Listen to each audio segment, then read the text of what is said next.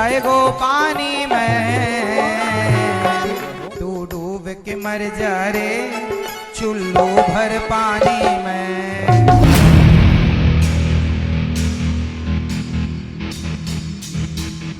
आपकी अधिकतर नसीहतें जो हैं वो महिलाओं के लिए होती हैं। मर्यादा नाम की कोई चीज है? डॉक्टर तो आपका धर्म भ्रष्ट करने के लिए बैठे हैं। एक मिनट, इसमें धर्म कहां से आ गया? आप शाकाहारी नहीं है? रामचंद्र जी भी नॉनवेज खाते थे। गलत, ये गलत है। बताओ क्या 8-12? क्या आप मुसलमानों को गले से लगाएंगे?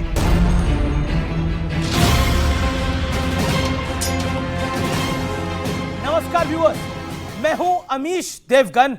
आज मैं बेहद खास शो आपके समक्ष लेकर आया हूं, क्योंकि आज जो पर्सनालिटी मेरे साथ स्टूडियोज में होंगे वो कर्म से तो धर्म गुरु हैं, लेकिन वाणी से सोशल मीडिया पर बहुत पसंद किए जाते हैं। तालियों के साथ, जोरदार तालियों के साथ स्वागत करिए जाने माने कथावाचक अनिरुद्ध आचार्य जी महाराज का। अभिनंदन आपका महाराज जी। सबको राधे राधे। अनिरुद्ध जी आपका अभिनंदन है, विराजिए। धन्यवाद। अनिरुद्ध जी महाराज कथावाचक तो हैं ही, लेकिन उनकी बातें अक्सर विवाद का कारण भी बन जाती हैं। विवादों से कई बार तो अनिरुद्ध आचार्य जी बच निकलते हैं, लेकिन कभी कभी माफी तक मांगनी पड़ जाती है। लेकिन इन सबसे अलग अनिरुद्ध आचार्य जी की एक और पहचान भी है, जो वृंदावन में बुजुर्ग महिलाओं की सेवा करते हैं, बच्चों की पढ़ाई का जिम्मा उठाते हैं और लोगों को भोजन भी कराते हैं। सवाल यह है कि असलियत में अनिरुद्ध जी महाराज हैं कौन? एक कथावाचक, एक समाज सेवी, या फिर वो जो सोशल मीडिया पर आज की जनरेशन में बड़े ज्यादा लोकप्रिय हैं, बहुत वायरल भी हैं? इसी राज को जानने के लिए आज अनिरुद्ध आचार्य जी महाराज न्यूज 18 के स्टूडियोज में मौजूद हैं और यहां जनता जनार्दन के बीच आज उनका सच से सामना, सवालों से सामना होगा। इसलिए मैंने कहा आज का शो बेहद स्पेशल है। अभिनंदन करिए अनिरुद्ध आचार्य जी महाराज का। बुढ़ापा किसने देखा है? बताओ क्या 8-12? विवाद ऐसे कि माफी तक मांगनी पड़ गई। आपकी अधिकतर नसीहतें जो हैं वो महिलाओं के लिए होती हैं। मेरी शब्दों की त्रुटि हुई, उससे मैंने स्वीकारा है। बयान ऐसे कि सोशल मीडिया पर हंगामा मच गया। मैंने कहा पति कितने हैं? बोला 1। मैंने कहा 2 हो सकते हैं? बोले फिलहाल तो नहीं। मैंने कहा फ्यूचर में? बोले फ्यूचर में भी नहीं। न्यूज 18 इंडिया पर जब अनिरुद्धाचार्य महाराज का सवालों से सामना हुआ तो तीखी और जोरदार बहस की छड़ी लग गई। महिला को हीरा नहीं सरिया ही होना चाहिए। धर्म कहां से आ गया? आप शाकाहारी नहीं है? कभी विवादित बयानों को लेकर तो कभी अपने सामाजिक कामों को लेकर अनिरुद्धाचार्य महाराज हमेशा सुर्खियों में रहते हैं। लेकिन ये पहली बार हुआ कि उनके हर विवादित बयान पर तीखे सवाल दागे गए। तो अनिरुद्धाचार्य जी महाराज से आज न्यूज 18 के स्टूडियो में तमाम मुद्दों पर एक बड़ा और सार्थक संवाद होगा। तो आचार्य जी आपका एक बार फिर अभिनंदन है और सवालों का सिलसिला हम शुरू करते हैं। और एक आरोप पत्र सेगमेंट 1 में आपके लिए हमने एक आरोप पत्र तैयार किया है और मेरा यहां पर जो साथ देंगे उनका भी मैं परिचय आपसे करा देता हूं। सैयद जवाद है, जाने माने स्कॉलर है मुस्लिम, उनका अभिनंदन है। मेरे साथ विवेक श्रीवास्तव है, वरिष्ठ नेता है लेफ्ट के, उन्होंने आज हमारी रिक्वेस्ट को माना, वो इस कार्यक्रम में हिस्सा बने, उनका अभिनंदन है। डॉक्टर कपिल कक्कड़ है, तर्कशास्त्री, उनका अभिनंदन है। सुबुही खान है, ये भी जानी मानी सामाजिक कार्यकर्ता है और पेशे से वकील हैं, इनका भी अभिनंदन है। तो जोरदार तालियों से हमारे एक्सपर्ट्स का भी आज स्वागत करिए। ये एक ऐसा मंच है जिसपे तमाम सवाल जवाब होंगे, लेकिन मर्यादा की दायरे में होंगे ये सवाल जवाब।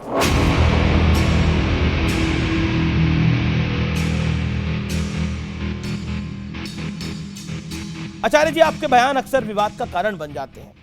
कई बार तो नौबत आ जाती है कि आपको माफी भी मांगनी पड़ती है। आप बाय चॉइस ऐसे हैं या बाय वॉइस ऐसे हैं? देखिए, गलतियां कौन करता है गलतियां वही करता है जो कुछ करता है।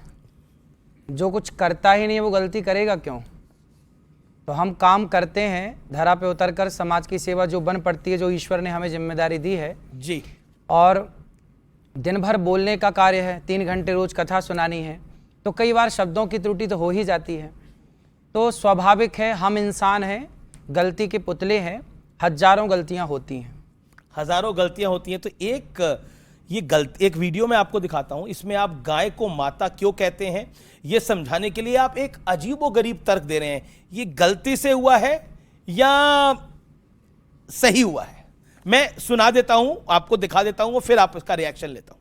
एक आदमी हमसे बोला कि महाराज जी आप लोग गाय को माता कहते हो तो भैंस को बुआ कह सकते हो आप लोग? हमने बिठाया, हमने कहा ये बताओ तुम्हारी बहन है? बोला है। मैंने कहा तुमने अपनी माँ का दूध पिया है कि दूध पिया है? इस पर आप क्या कहेंगे? हाँ, ये देखिए, एक विधर्मी ने सवाल किया कि आप गाय को माता कहते हैं तो भैंस को क्या कहेंगे, बकरी को क्या कहेंगे, फला फला को क्या कहेंगे? तो मैंने उसको समझाया कि देखो, हमारे परिवार में सभी लोग अपने अपने बच्चों को दूध पिलाती हैं। हमारी चाची, मौसी, दादी, नानी सब ने अपने अपने बच्चों को दूध पिलाया, पर माँ तो हम केवल अपनी माँ को ही कहते हैं ना। इसलिए ये कहने में मेरी शब्दों की त्रुटि हुई, उसे मैंने स्वीकारा है। और वो शब्दों की मेरी त्रुटि थी कि उसमें एग्जाम्पल मैं कुछ और देना चाहता था, समझाना कुछ और तरीके से था, पर वो शब्दों की त्रुटि हुई, उसे मैंने स्वीकार किया है। जी। क्या आपको लगता है कि ये जो अक्सर आप विवाद में फंस जाते हैं, ये सवाल पूरी पब्लिक की तरफ से है या फिर आपको विवाद में फंसा दिया जाता है, आप इसे एंजॉय भी करते हैं? देखिए, बुराई आनंद भी लेते हैं? हाँ, देखिए, हमें हर चीज का आनंद लेना चाहिए। बुराई है, राम बाद में आए, रावण पहले आया। पहले बुराई आई, फिर अच्छाई आई। समाज में पहले जब समुद्र मंथन हुआ तो पहले विष निकला, बाद में अमृत निकला। तो पहले बुराई आएगी, फिर अच्छाई आएगी। जब बुराई समाज में पहुंचेगी तो फिर उसके निदान के लिए एक अच्छाई का प्रवेश होगा। तो ये सदा से चली आई है रीत, अच्छाई बुराई सदा साथ रहे हैं, तो ये सदा साथ आगे भी साथ रहेंगे। ये आगे भी साथ रहेंगे। हमारे साथ कुछ एक्सपर्ट्स हैं यहाँ पर, वो भी कुछ सवाल पूछना चाहते हैं। डॉक्टर कपिल कक्कड़। हाँ, मेरा सवाल है, आपने कहा गलतियां होती हैं, आदमी काम करता है, कुछ गलतियां बड़ी होती हैं, कुछ छोटी होती हैं। अब आप हैं कथावाचक, आप जो एग्जाम्पल्स दीजिए, आप महाभारत से निकालिए, रामायण से निकालिए, ये जो आप अपने हिसाब से, जैसे अब आपने गाय और भैंस वाला दिया, तो आपको खुद क्यों इनको क्रिएट करने की ज़रूरत है? क्योंकि आप हैं तो कथावाचक, और दूसरी, आज आप इस पेडिस्टल पे है जहाँ पे करोड़ों लोग आपको सुनते हैं, तो आप देखिए उनको आप क्या डाउनलोड करके दे रहे हैं। तो इसलिए ये वाली जो गलतियाँ आप मान सकते हैं छोटी हैं, बट एक पब्लिक के लिए ये बहुत बड़ी गलतियाँ हो सकती हैं। जी कक्कड़, सही है, आप ठीक कह रहे हैं। और इन गलतियों, देखिए होता क्या है, जब बच्चा पहली बार बोलता है ना, तो डायरेक्ट रोटी नहीं कहता, तोती कहता है। तोती से वो रोटी पे आता है। तो ये मेरे जीवन की शुरुआती दौरों की गलतियां हैं, पर वायरल अब हो रही है। हाँ, वायरल अब हो रही हैं। ये उस टाइम की, ये बहुत पुरानी बातें हैं जी। चूंकि बातें अब आ रही हैं, जब उस समय हम तो सीख ही रहे हैं, आज भी सीखते हैं, पर उस समय बहुत ज़्यादा मंच में बैठने के बाद ना, शास्त्रों का भी एग्जाम्पल देता हूँ। आपने पूरी कथा सुनी होगी, तो सारे एग्जाम्पल शास्त्रों के ही हैं, पर कुछ तो आज आधुनिक एग्जाम्पल, आज के परिवेश को देख के, आज के समाज को देख के, आज की स्थिति को देख के भी बातें करनी पड़ती हैं। एक वीडियो मेरे हाथ लगा है, इसमें आप कह रहे हैं आचार्य जी कि शिवलिंग पर दूध चढ़ाने को गलत बताकर सनातन संस्कृति को टारगेट किया जा रहा है। मैं वीडियो दिखा देता हूं आपको, और फिर आप जवाब दीजिएगा। शिवलिंग में लोग दूध चढ़ाते हैं, बट वो बह के तो चला जाता है, तो ये चढ़ाना सही है या गलत? ये तो आपने सुना कि नाले में बह जाता, फिर अच्छा दूध ना चढ़ाए शंकर जी को, फिर क्या करें ये बताओ? ये दान दें, जो गरीब हो उनको दें दूध। हाँ, दान करें। लोग जाते हैं, पिक्चरों की टिकट लेते हैं, कितने की टिकट आती होगी? 100-150 तक होता। तो वो 100-150 की 3 घंटा पिक्चर देख के समय बर्बाद करने से अच्छा वो 150 गरीबों में क्यों नहीं बांट दिया था? जी, अब बताइए आचार्यवर। हाँ, तो ये सही तो है। शंकर जी को दूध चढ़ाना, देखिए व्यक्ति की अपनी श्रद्धा है। शंकर जी को दूध चढ़ाना, ये मेरी श्रद्धा है, ये आपकी श्रद्धा है, आप स्वतंत्र हैं, आप चढ़ाएं मत चढ़ाएं। अब इस पे पिक्चर बना दी कि आपने दूध क्यों चढ़ाया। अरे भाई, आपको गरीबों की इतनी चिंता है तो गौरी गोपाल आके देखिए, वहां अखंड रसोई चल रही है ना। हम केवल कह नहीं रहे, हम तो कर भी रहे हैं। 30,000 लोग पर डे भोजन कर रहे हैं ना वहां।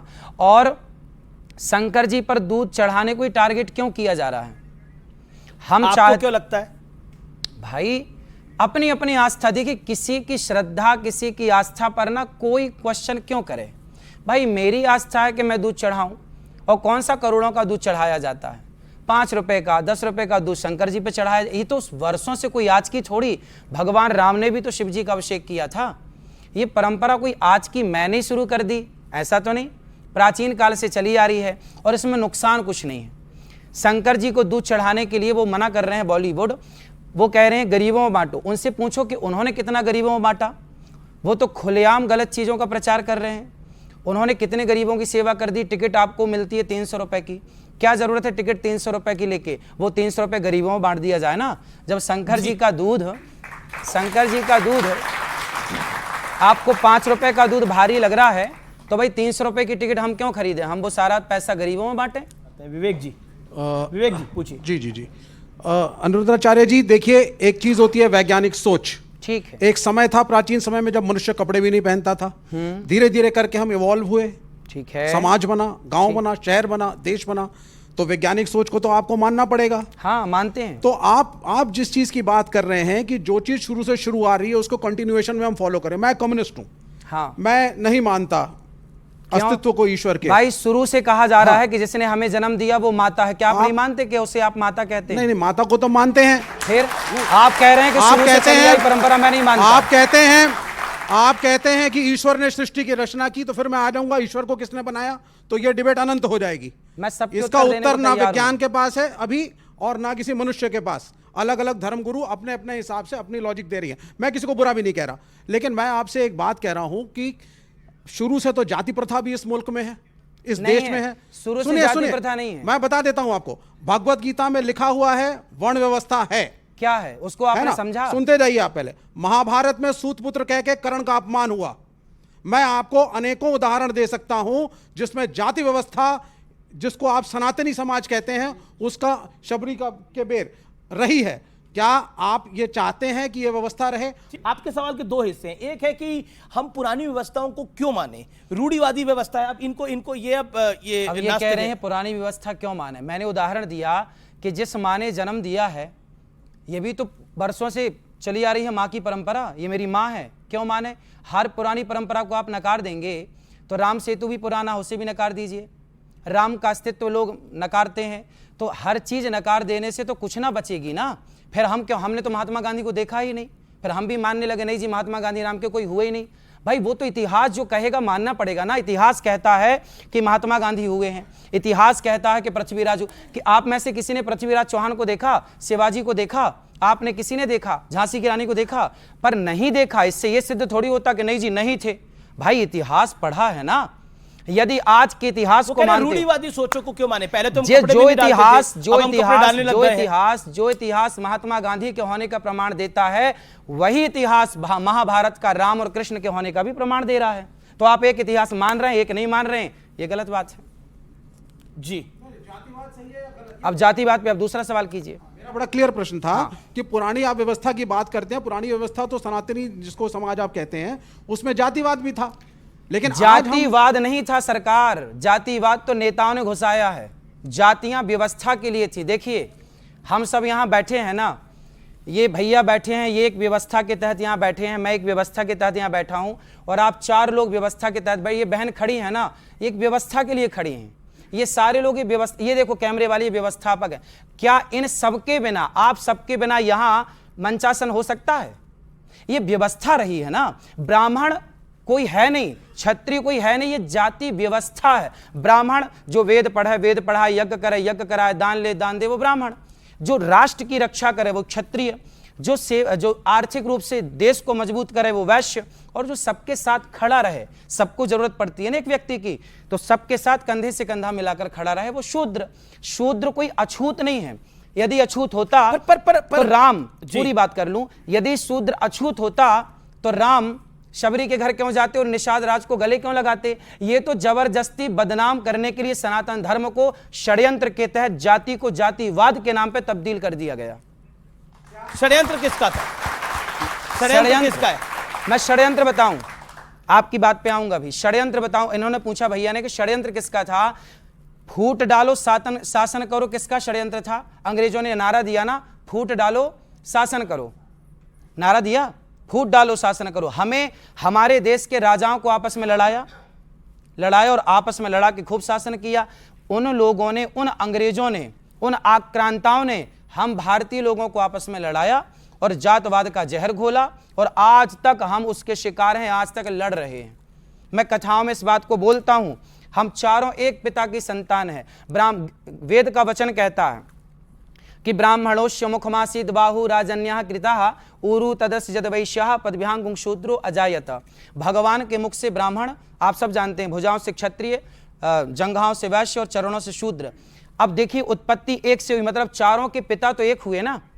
जब चारों का बाप एक है तो तुम चारों भाई हुए ना, और चारों भाई हुए तो कौन बड़ा और कौन छोटा, मिलके रहो प्यार से। जी जी, कक्कड़ साहब एक सवाल पूछना चाहते हैं, लेकिन मेरे पास एक और आरोप है आपके ऊपर। आपकी अधिकतर नसीहतें जो हैं वो महिलाओं के लिए होती हैं, ये एक बड़ा आरोप है आपके ऊपर। क्या है ये? पेन, कलम। अब बताओ, इसमें अब हमने इसको खोल दिया, अब क्या दिख रहा है ना? अब इसका ये हिस्सा भी दिख रहा है जहां से लिखा जाता है। अब हमने इसको ढक्कन से ढक दिया, ये देखो अब नहीं दिख रहा है ना। अब हम ही खोल खोल के दिखाएं और सामने वाले से कहें कि तुम अपनी सोच बदलो, तो ये कहां तक सही है? देखो, जो हीरा होता है ना, हीरे की दुकान में हीरा अंदर होता है, और जो सरिया होता है वो दुकान में बाहर पड़ा रहता है। लड़के तो सरिया की तरह हैं, जबकि बेटियां हीरे की तरह हैं।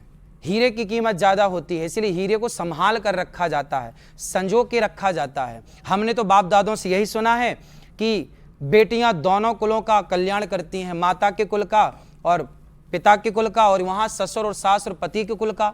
तो दोनों कुलों की जिम्मेदारी बेटी के ऊपर है, तो बेटे से ज़्यादा जिम्मेदार कौन हुई? बेटी हुई, तो ज़्यादा जिम्मेदार है। जैसे आप उनके कपड़ों पर, विवाह पर, यहाँ तक कि उनके हनीमून पर भी आजकल आप बोलते हैं और टिप्पणी करते हैं, और आपकी सोच वो फिर एक बड़ा वर्ग है वो पुरुषवादी बताता है। मेरे पास वीडियो भी है, मैं दिखा सकता हूँ आपको। आप दिखाइए, बिल्कुल दिखाइए, लेकिन वो वीडियो केवल 5 सेकंड की है, 10 सेकंड की है, उसका पूरा आगे पीछे तो सुनिए। सुन लेते हैं। हाँ हाँ बिल्कुल। पहले के लोग पति पत्नी, पहले के लोग शादी होती थी तो शादी के बाद सबसे पहले घर में सत्यनारायण भगवान की कथा होती थी, पूजा पाठ होती थी। आजकल तो शादी हुई और पहले ही टिकट हो जाती है घूमने की, वहां जाएंगे, वहां ये मूवी देखेंगे, ये पिक्चर देखेंगे, यहाँ घूमेंगे, उस पार्क में, इस पार्क। बताइए महाराज जी।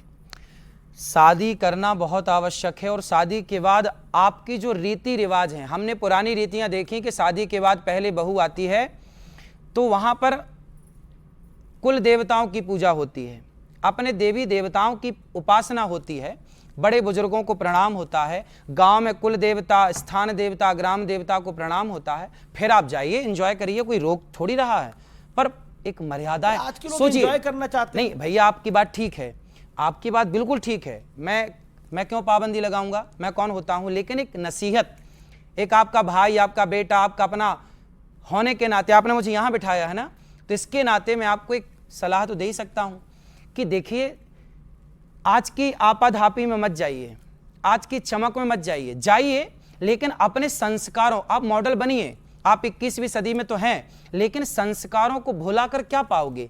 आप आगे बढ़ेंगे संस्कारों को लेकर, तो कल आपके बच्चों को आप संस्कार दे पाएंगे।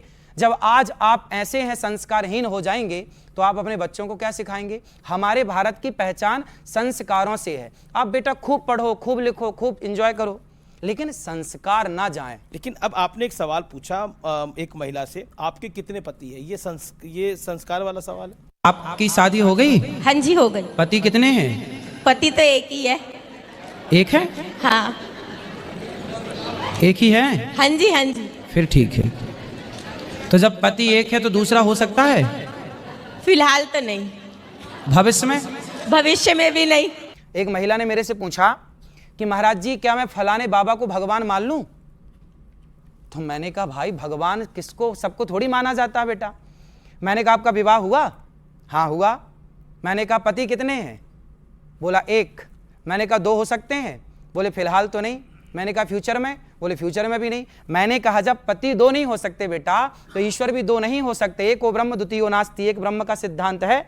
ईश्वर एक थे, एक हैं, एक रहेंगे। तो मैंने समझाने उसके तर्क को, क्या है तर्क को तर्क से ही काटा जाता है, तो तर्क को मैंने तर्क से काटा। आपके तर्क ही विवाद का कारण बन जाते अब वो लोग बनाते हैं जो तर्क शास्त्र जानते नहीं, जो तर्क शास्त्र जानते नहीं। सुबुही खान है हमारे साथ यहाँ पर, वो पेशे से एडवोकेट भी हैं, कुछ सवाल पूछना चाहती हैं। प्रणाम महाराज जी। मेरा नाम सुबुही खान है। मैं एक भारतीय सनातनी मुसलमान हूँ। सनातन धर्म के प्रति मेरे मन में बहुत सम्मान है, क्योंकि मुझे अपने जीवन के अधिकतर सवालों के जवाब वहाँ पर मिले हैं। यहाँ आने से पहले आपकी कुछ क्लिप्स मेरे पास आई थी, जो देखकर जब मैं यहाँ आई तो मैं आपके बारे में कुछ और सोचती थी, लेकिन मैं अभी तक आपने मेरे सामने इस मंच से ऐसी कोई भी बात नहीं कही है जिसको मैं गलत सोचूं या गलत समझूं। जिन चीज़ों को मुझे गलत लगा और मैं आपसे सवाल पूछना चाहती थी वो नारी से रिलेटेड ही सारे सवाल थे। ये मुझे अच्छा लगा कि आपने अपनी गलती मानी कि हाँ मेरे मुंह से वो गलत निकल गया, लेकिन एक मन में एक छोटी सी कसक ये है कि आपके ऊपर जितने भी आरोप लग रहे हैं वो नारी से संबंधित ही विषयों पर आपकी ज़बान फिसली है। चाहे वो आपके कितने पति हो कहना हो, या फिर आपने किसका दूध पिया है किसी व्यक्ति को कहना हो, या किसी महिला से ये पूछना हो कि तुम्हारे कितने पति हैं। तो मुझे लगता है कि मैं चाहती हूँ कि आप इस मन से ये क्लियर करिए कि सनातन धर्म में या आपकी दृष्टि में नारी की क्या जगह है। मैं नारियों का कितना सम्मान करता हूँ इसके लिए आप कभी वृंदावन आइए। जो बेटे अपनी माँ को घर से निकाल देते हैं, ऐसी 280 वृद्ध माएँ वहाँ रहती हैं, और सभी माँओं के मैं खुद अपने हाथ से पाँव दबाता हूँ, चरण दबाता हूँ। इससे बड़ा नारी का सम्मान देखो, एक होता है व्यक्ति नारी का सम्मान करो करो करो करना चाहिए, एक तो केवल मुंह से बोलता है, लेकिन आपका जो भाई बैठा है आपके सामने ये केवल अपने मुंह से कहता नहीं है, ये केवल करके दिखाता है। और जो बातें आप तक क्लिप के द्वारा पहुंचती हैं ना, वो माइनर बातें हैं, वो तो काट छांट के पहुंचती हैं। नारियों के प्रति मैंने तो सदा से सेवा का भाव रखा है। अभी परसों के दिन ही एक माँ की मृत्यु हुई गौरी गोपाल आश्रम में, वृद्ध माँ, उनका भी कुछ दिन अटैक आया था, कुछ दिन पहले इलाज कराया, छल्ले डले, 6 महीने जीवित थी, फिर दूसरा अटैक आया, वो चली गई। उनके बेटे को फ़ोन लगाया, बेटी को फ़ोन लगाया, परिवार को फ़ोन लगाया, माँ चली गई, आओ अंतिम दर्शन कर लो, कंधा दे दो और चिता पे आग लगा दो। साफ मना कर दिया बेटों ने, हमें फुर्सत नहीं है, आप ही कर देना सब। तब मैंने स्वयं ने कंधा दिया, स्वयं ने सेवा की। जो बंद 13वीं से लेके बरसी से लेके सारा काम होता है। इससे बड़ा नारी का सम्मान क्या होगा। खुद की औलाद घर से निकालती है और यह दास उनको कंधा देता है।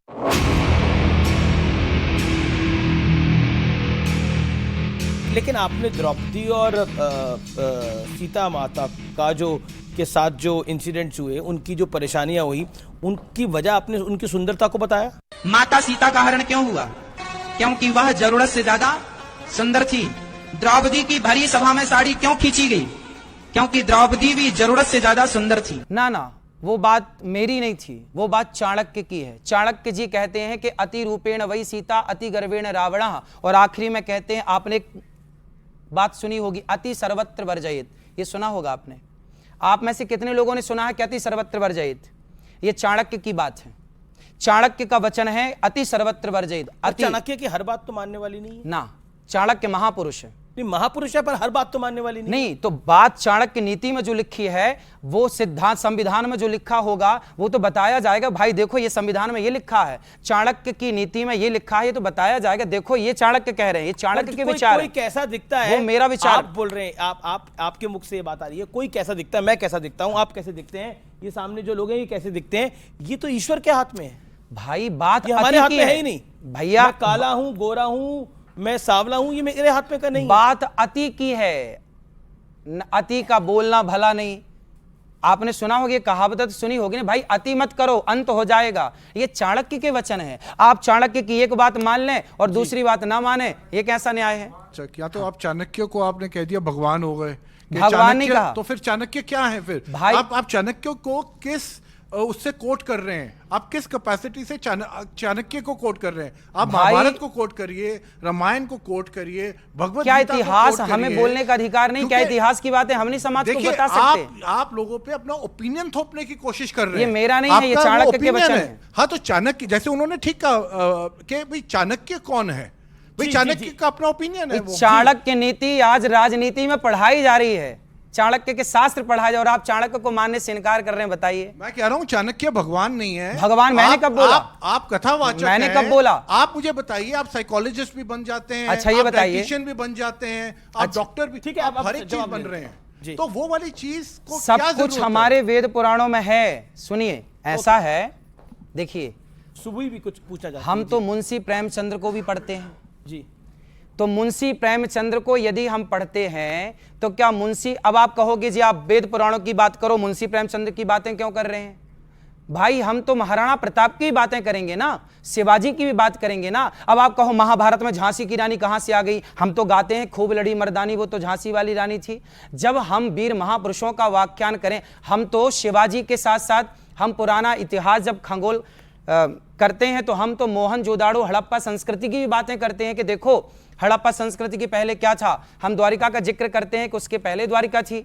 हम तो जिक्र करेंगे ना, हम आज की व्यवस्था को उस व्यवस्था से कंपेयर करेंगे ना, तब तो हमें चाणक्य का नाम, चाणक्य को कैसे इनकार कर सकते हैं आप? जब सबसे पहले आक्रांता भारत आए तो चाणक्य ही वो व्यक्ति था जिसने नंद धनानंद को जगाया, ए धनानंद खड़ा हो जा, आक्रांत आ गए हैं, देश खतरे में है।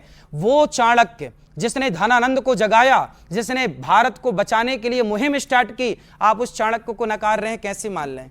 आप जो कह रहे हैं उसको आजकल के नौजवानों की भाषा में और आजकल की भाषा में उसको बॉडी शेमिंग कहते हैं कि आप ये कर रहे हैं। और उसके बाद ये भी क्या चाणक्य ने कहा था कि महिलाओं के कपड़ों पर टिप्पणी करो, क्योंकि आज के युग में कहा जाता है माई बॉडी माई चॉइस, मेरे को कैसे भी कपड़े डालना है, मेरा अधिकार है। मर्यादा नाम की कोई चीज है? मैं हिजाब डालूं या बिकनी? भाई मर्यादा नाम की कोई चीज है? बिल्कुल है, मर्यादा है। फिर इसलिए देखिए, कपड़े कोई कैसे पहने, हमें क्या दिक्कत है?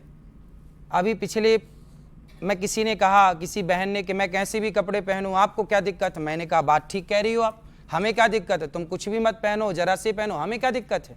भाई पहनना ना पहनना तो आपकी पसंद है, हमें क्या दिक्कत है? बात ठीक है। लेकिन हम एक पिता, एक माँ अपने बच्चों को तो यही सिखाएगी ना, बेटा थोड़ा मर्यादा में रहो।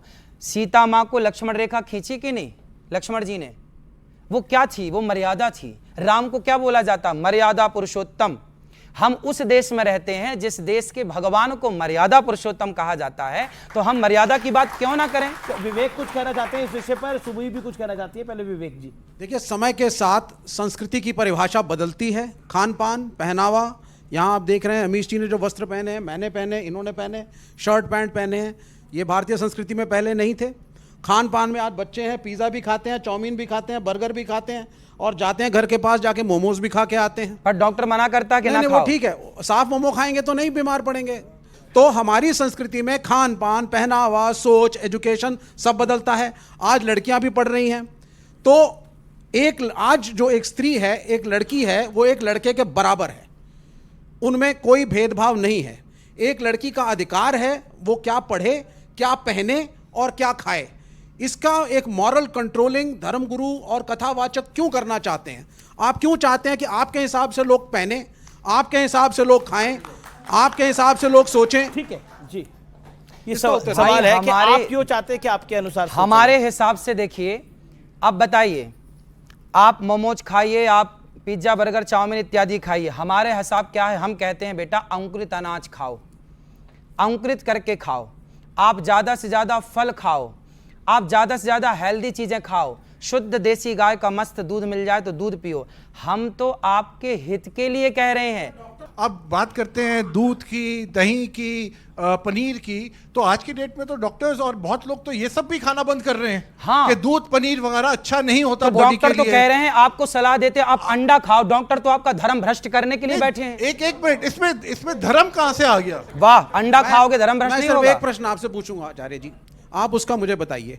कामाख्या देवी को आप मानते हैं? हाँ, मानते हैं, बिल्कुल मानते हैं। कामाख्या देवी में बली चढ़ती है, सही है गलत? सुनते जाइए। चंडी पूरा माता में बढ़िया बली सुनाइए, चढ़ती है, सही है गलत?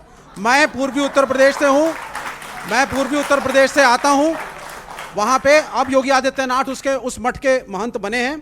पहले वहां पे भी छोटे छोटे सुअर के बच्चों की बलि चढ़ती थी माता को। देवी पाटन सिद्ध देवी का स्थल है, और कायस्तों का एक गांव है वहां पे नवमी के दिन माता को बकरा जरूर चढ़ता है, ठीक। लेकिन हाँ, ये अलग बात है कि ईद में मुसलमानों पे उंगली उठाना बड़ा आसान काम हो गया है हिंदुस्तान में। क्या ये जो नॉनवेज खाने की प्रथा, और आप वैसे आप एथिस्ट हैं जी, यानी आप धर्म को नहीं मानते, लेकिन आपको धर्म की जानकारी अच्छी है। नहीं, उनको पूछने दीजिए। नहीं, मेरा प्रश्न ये आपसे ये है, पूछिए। ये बड़ा आसान होता है इस मुल्क में, ये बड़ा आसान होता है मुसलमानों के ऊपर उंगली उठा देना ईद के दिन। ये बड़ा आसान होता है कथावाचकों के लिए सिर्फ इस्लाम और कुरान के ऊपर उंगली उठाना कि आप क्रूर हैं और आप जानवरों को खाते हैं। क्या आप कहेंगे कि ये सब कुछ जो चल रहा है माता कामाख्या के मंदिर में बलि का चढ़ना, ये सब गलत है? जवाब अब मैं इनका उत्तर दे दूं। मैं इनका उत्तर दे दूं। जी, फिर सुबह खान। इन्होंने बोला कि कामाख्या देवी में बकरे की बलि चढ़ती है। हमारे यहाँ बंगाल की राजधानी कोलकाता, वहां भी माता जी का मंदिर है, वहां भी बलि चढ़ती है। आपने बताया, और भारत में बहुत सारे मंदिर हैं ऐसे पुराने जहां बकरे की बलि चढ़ने की परंपरा है। आपने ठीक कहा। अब मैं ये बताऊं कि क्यों। हमारे वेदों में लिखा है स्पष्ट, अहिंसा ही परमो धर्मः। हमारे शास्त्र कहते हैं किसी की हत्या ना करो। हमारा हिंदू सनातन धर्म कहता किसी की हत्या मत करो। फिर आपने सवाल किया कि कामाख्या में क्यों हत्या हो रही है। अब देखो हो क्या रहा है, हमारे मंदिरों में, हमारे वेदों में कहीं बकरे की बलि चढ़ाने की कोई परंपरा नहीं थी। लेकिन क्या हुआ कि एक मास्टर जी ने एक विद्यार्थी को देखा सिगरेट पीते हुए, तो गुरुजी ने बोला क्यों तुम सिगरेट पीते हो? गुरुजी वो क्या है, आदत हो गई है। कितनी पी जाते हो? बोले 10 पीता हूं मैं रोज दिन भर में। गुरुजी बोले सुन 10 मत पीना, छोड़ दे पूरी। गुरुजी छूटे, अच्छा छूटेगी नहीं तो एक पी लेना। वो एक सिगरेट पीने की इजाजत गुरुजी ने क्यों दी? ताकि धीरे धीरे जब 9 छूटेगी तो एक भी छूट जाएगी। तो क्या हुआ कि हमारे यहां अहिंसा की बात तो थी, पर कुछ लोगों ने मांसाहार करना स्टार्ट कर दिया, मांसाहार का प्रचलन बढ़ गया। तो हमारे ऋषि मुनियों ने कहा कि भाई तुम मांसाहार क्यों करते हो जब वेद में लिखा है हत्या नहीं करनी चाहिए? तो बोले गुरुजी क्या करें, ये आदत हो गई है। तो गुरुजी बोले सुनो, तुम फिर रोज ना खा के कभी कभी खाने की मजबूरन इजाजत दी, वो भी निवृत्ति परक थी कि आप छोड़ दें, इजाजत नहीं दी कि खाओ। आप 10 सिगरेट रोज पीते हैं तो मैं आपने आपको कहा एक, तो गुरुजी होंगे जिन्होंने इसकी इजाजत दी होगी, उनका कोई नाम होगा? सब बता रहा हूं, सब बता रहा हूं। अभी मैं आपके पास आऊंगा।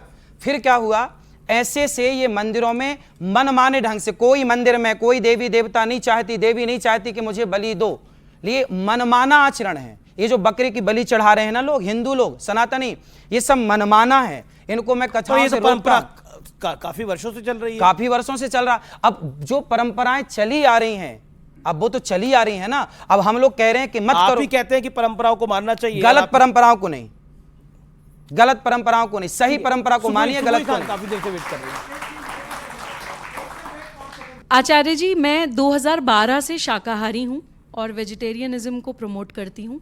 मुझे लगता है कि हमें बिना किसी लाग लपेट के ये कहना चाहिए कि चाहे बकरीद पे बकरे की कुर्बानी हो, चाहे किसी भी मंदिर में बलि प्रथा हो, वो गलत है, बिल्कुल गलत। किसी निरीह, किसी बेजुबान जानवर का खून बहा के अगर हम सोचें कि हम अपने परमात्मा को खुश कर देंगे तो वो गलत है। ये हमें बिल्कुल without any if and but कहना चाहिए। ये मैं यहाँ पे पॉइंट रखना चाहती थी। और आपसे मैं एक बात ये रिक्वेस्ट करना चाहती हूँ, आपने एक एग्जाम्पल दिया था कि लड़की जो होती है, नारी, वो हीरा होती है और लड़के तो होते हैं वो सरिया हैं। आचार्य जी, सेम यही एग्जाम्पल देकर मुस्लिम समाज में रैडिकल मौलाना लड़कियों को बुर्का पहनाकर 4 दीवारी में धकेल देते हैं। हिजाब के, बुर्के के जितने भी एडवोकेट्स हैं वो यही कहते हैं कि आप बहुत कीमती चीज़ हैं तो आपको कवर्ड वेलवेट के डब्बे में रहना चाहिए, और लड़के जो है वो बहुत कैजुअल सी चीज़ हैं तो उन्हें आप ऐसी घूमने दीजिए। इस तरह से बताते हैं कि तुम सिर ढक के रहो। यही आचार्य जी, मेरी बात जस्ट पूरी हो जाए। जैसे कि हम उदाहरण देते हैं, आपने सीता माँ का एक उदाहरण वीडियो में दिखाया कि वो सुंदर थी। आपने अभी दूसरा उदाहरण दिया कि सीता माँ के लिए मर्यादा की लकीर खींची थी भगवान राम ने, लक्ष्मण जी ने। हम ये उदाहरण क्यों नहीं देते कि सीता माँ ने लव और कुश को युद्ध की ट्रेनिंग दी थी। बिल्कुल। सीता माँ बहुत बड़ी योद्धा भी थी। बिल्कुल। हम अपनी भारतीय संस्कृति में बच्चियों को वो शौर्य और पराक्रम क्यों नहीं सिखाते? सनातन शब्द में इतनी समंजसता है आचार्य जी कि वो सब कुछ अपने अंदर समा सकता है। मुझे लगता है हमें उसे ड्रेसेस में कि आप किस तरह के कपड़े पहन रहे हैं और आप किस तरह का लाइफस्टाइल जी रहे हैं, हमें उसको संकीर्ण नहीं बनाना चाहिए।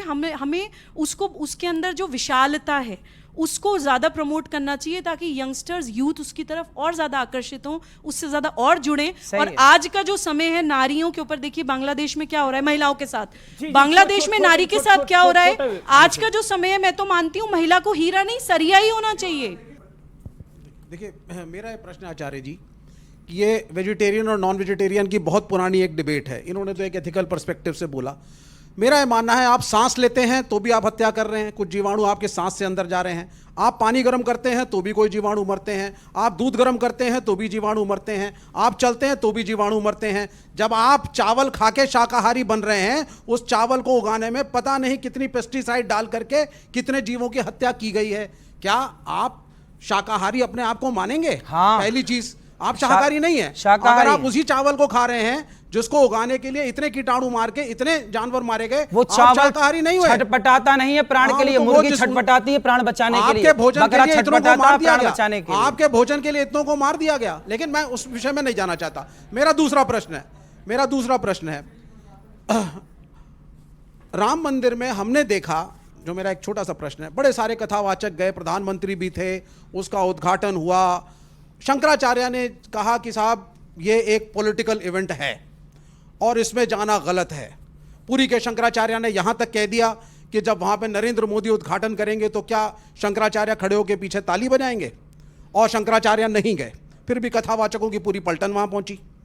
यह भी कहा गया कि ज्योतिष के हिसाब से सो कॉल्ड मुहूर्त भी इसका गलत है। कुछ उन्होंने कहा सही, कुछ उन्होंने कहा गलत। मैं आपके सनातनी धर्म के हिसाब से पूछ रहा हूं, तो क्या यह कन्वीनियंस का धर्म है आप लोगों का जी कि जब प्राइम मिनिस्टर पहुंचेंगे तब आप शंकराचार्य का बहिष्कार करके ताली पीटते सारे पहुंच जाते हैं? एक मिनट, बिल्कुल पूछना चाहिए ना। पॉलिटिक्स भाई, ये गए थे सब लोग तो इसलिए पूछ रहा हूं। तो क्या वहां जाना सही था या गलत? जवाब और दूसरा सवाल एक प्रेम पूर्वक है, क्या राहुल गांधी की मोहब्बत की दुकान से जुड़ेंगे? भगवान राम सबके हैं और शंकराचार्य जी की आप बात कर रहे हैं। शंकराचार्य जी ने तो आप लोगों को भी नसीहत दी थी कि ठीक रास्ते पर चलो, पर आप लोगों ने कहां सुनी शंकराचार्य जी की बात? शंकराचार्य जी की वो बात तो आपने सुन ली कि नहीं गए, पर शंकराचार्य जी जो और नसीहत आपको देते हैं तो वो आप नहीं। राहुल गांधी पे भी सवाल पूछा गया। देखिए राहुल गांधी जी ने तो अभी हिंदुओं को क्या बोला उन्होंने, एक बयान दिया कि हिंदू क्या होते हैं? आतंकवादी, हिंसा की पार्लियामेंट में बोला। हिंदू हिंसा फैलाते हैं। अब जो हिंदुओं को हिंसा फैलाने वाला कहें, देखिए कभी गाय का दोस्त कसाई नहीं हो सकता। गाय का दोस्त कभी कसाई नहीं हो सकता, गाय का दोस्त तो चरवाहा ही होगा। ऐसे ही राहुल गांधी एक तरफ तो कहें कि हिंदू हिंसा फैलाते हैं और दूसरी तरफ हिंदुओं से अपेक्षा करें कि वो हमें समर्थन दें। कैसे समर्थन दे दें अपना? पर उनकी मोहब्बत की दुकान का सवाल पूछा, उन्होंने बोला उनकी मोहब्बत की दुकान भाई में तो आप वो तो जाएंगे। हिंसक कहते हैं कि आप सब हिंसक हैं, कि आप सब ये बहन बेटियां हिंसा फैला रही हैं, ये हिंदू हिंसा फैला रहे हैं। जी जी। पानी को बबूला है मिल जाए गो पानी में, तू डूब के मर जा रे चुल्लू भर पानी में।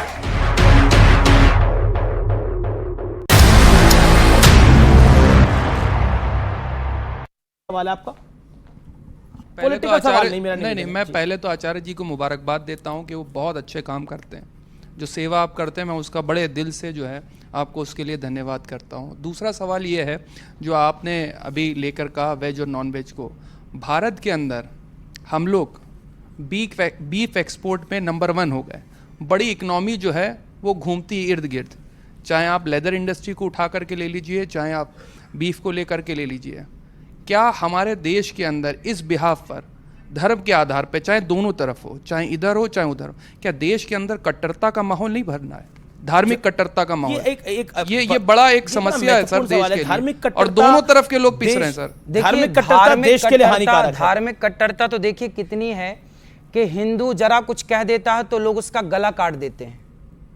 तो धार्मिक कट्टरता जो है ना, वो सनातनी कभी हिंसा नहीं फैलाता, सनातनी कभी हत्या नहीं करता। लेकिन आप देखिए कि आपके अपने लोग एक व्यक्ति की सरेआम गला काट के हत्या कर देते हैं। इसे आप सही ठहराते हैं?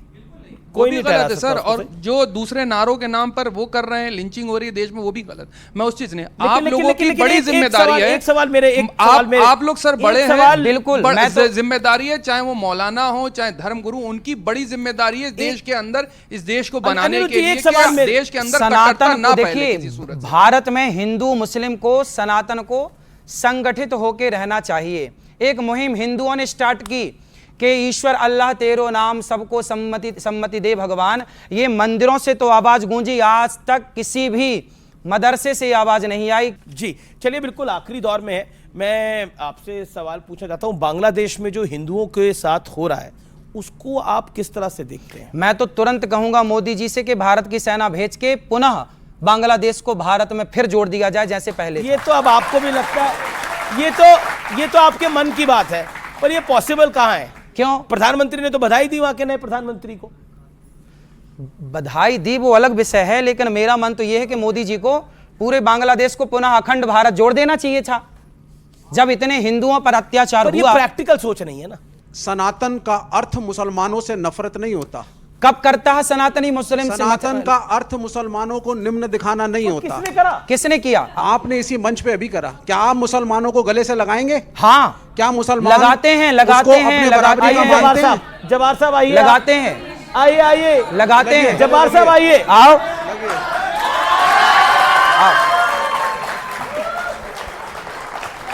मैं खुद मोहब्बत की बात को दोहराता हूं। देखिए, हम सनातनी जो है ना, हम कभी किसी को मारते, हम तो चींटी को दाना डालते हैं भैया। हिंदुस्तानी पहले आ जाते हैं, हम चींटी को दाना डालते हैं। हम चींटी को, जब चींटी को हम नहीं मारते तो हम किसी व्यक्ति को कैसे मार सकते हैं? मंदिरों में वीआईपी कल्चर कब खत्म होगा? एक। दूसरा, आपने कहा कि नॉन वेज के अगेंस्ट है, आप हैं कि वेदास कहते हैं। वाल्मीकि रामायण में क्लियरली लिखा है 5, 6, 7, 8 जगह कि रामचंद्र जी भी नॉनवेज खाते थे। गलत। नहीं 100% मैं आपको दे दूंगा। यही तर्क है कि नॉनवेज मत खाओ, जबकि अगर आप देखेंगे आज की डेट में परफॉर्मेंस के लिए आप अगर नॉनवेज नहीं खाएंगे, राम जी आप नॉनवेज अच्छे खाते थे, ये सब बातें मुझे नहीं लगता इस मंच पे बोलनी चाहिए। नहीं, ये गलत है, इस पे आपका विरोध हो जाएगा। ये ऑब्जेक्शनेबल है, ये ऑब्जेक्शनेबल है, ये सब बातें नहीं बोलनी चाहिए। जी जी जी, पहेली सुनी है कभी? पहेली, ये पहेलियां हैं। तुम्हारी बुद्धि का विकास कितना है? ये सब क्या 8 12 आग की मात्रा जोड़ेंगे हो जाएगा। 70 लिखो हिंदी में, आग की मात्रा जोड़ दो 17। ये तुम्हारे दिमाग को पढ़ने के लिए कि आप कितने बुद्धिमान हो। क्या 8 12 बताओ, क्या 8 12? जी, आपको स्कूल से भी दिक्कत है? देखिए, भारत है ना, बच्चों को तो स्कूल में पढ़ने देने के लिए आपको बढ़ावा देना चाहिए। देखिए, भारत है, हमारे भारत में आज के 100 साल पहले क्या स्कूल था? 200 साल पहले स्कूल था, गुरुकुल थे। क्या था? तो स्कूल नहीं होने चाहिए आपको? भाई देखिए, हम तो ये अपने बच्चों को कहां पढ़ने के लिए भेजे? गुरुकुल, वो जो स्कूल, गुरुकुल है नहीं उतने। स्कूल देखिए, जो स्कूल में पढ़ाया जाता है जी, उसे स्कूल की जगह गुरुकुल नाम दिया जाए, और नाम दिया जाए गुरुकुल में, गुरुकुल नाम दिया जाए। और उस स्कूल में जो सबसे अच्छी बातें हैं भगवत गीता की, जो सबसे अच्छी बातें हैं वेदों की, भाई गलत ही गलत थोड़ी है, चीजों अच्छी हैं तो उन्हें उन स्कूलों में, उन गुरुकुलों में, जो स्कूल को अभी हटा तो के, बच्चों को स्कूल जाने देना चाहिए कि उसके भी खिलाफ हो गए हैं आप? भाई स्कूल की जगह गुरुकुल नाम लिखवाइए, गुरुकुल। स्कूल की जगह गुरुकुल होना चाहिए। सवाल इतना सा है कि अगर कोई चीज हमारे धर्म की अगर इम्बाइब करने की कोशिश की जाती है तो उसका मुद्दा राष्ट्रवाद में क्यों कन्वर्ट होता है? वाह जी जी, ये आपका पॉइंट है, ये आपका पॉइंट है। बात देखिए, बच्चे चाह रहे हैं, बच्चे चाह रहे हैं। स्कूल के खिलाफ है आप? भाई स्कूल नहीं, गुरुकुल। भाई स्कूल क्यों हो भारत में? 1812 में लगभग स्कूल जोड़ दिया इसके साथ। हाँ, ये स्कूल ही ये है। आपने जोड़ दिया? नहीं, मैंने नहीं जोड़ा। आप बताइए इंग्लैंड में स्कूल की स्थापना कब हुई? इंग्लैंड में पहला स्कूल कब बना पता है आपको? लगभग 1812 में पहला स्कूल बना।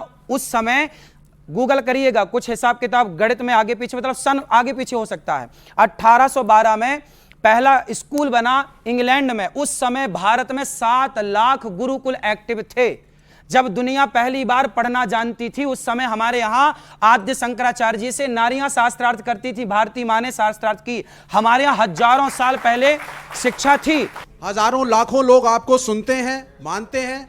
मेरे जैसा व्यक्ति नहीं मानता, फिर भी इतनी आपकी फॉलोइंग है। आपका बड़ा उत्तरदायित्व है इस देश के प्रति कि देश को जोड़ के आप रखें। जरूर, जरूर। सभी जातियों और धर्मों को इस चैनल पे आप आए, इतने बड़े एंकर के साथ आपने आज शो किया। बस इसी को ध्यान में रखिएगा जी। कि आप प्रेम की भाषा मैं फैलाएं। आपकी बात से सहमत हूं। लेकिन सबका निवेदन है कि एक भजन अगर आपको सुनाना चाहे तो सब लोग चाहते हैं ऐसा कुछ। मैं आपकी बात से सहमत हूं और मैं सनातनी हूं तो सनातन चाहेगा भजन करो मस्त जवानी में, बुढ़ापा किसने देखा है। भजन करो मस्त जवानी में, भजन करो मस्त जवानी में, बुढ़ापा किसने देखा है। भजन करो।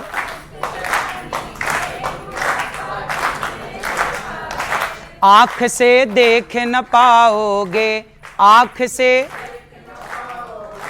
कान से सुन नहीं पाओगे,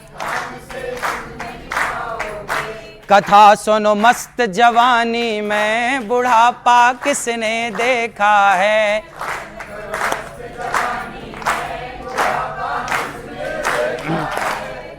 कालायो दुनिया में मिल जाएगो माटी में, कालायो